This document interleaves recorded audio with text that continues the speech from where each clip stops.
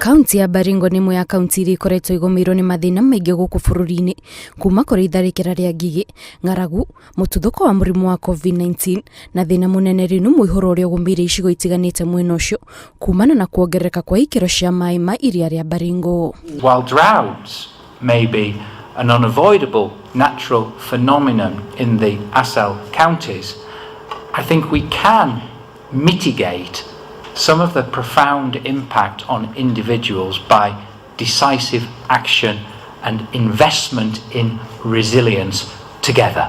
Nĩ ũndũ wa mathĩna maya thirikari kũgerera ũteithio wa ngwatanĩro ya ũrũmwe wa mabũrũri ma Rũraya nĩ ĩrugũrĩtie mũbango wa gũteithia aikari a kauntĩ ĩyo.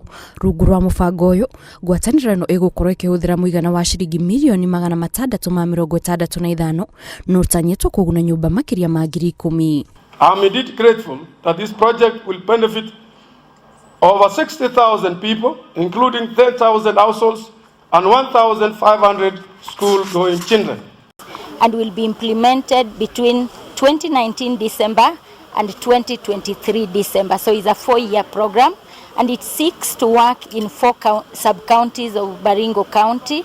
That is Tiati, Baringo North, Baringo South, and Mogotio.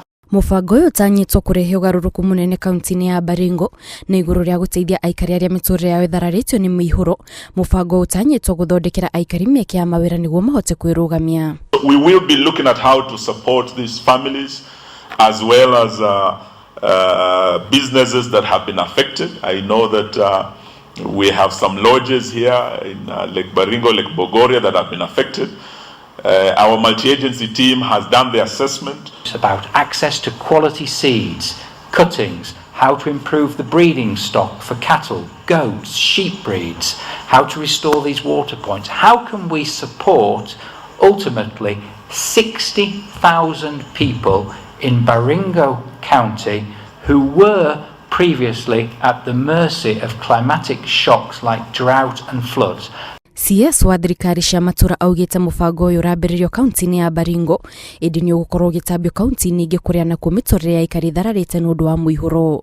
Ngĩribotera Inooro TV, njĩtagwo Kate Muthoni.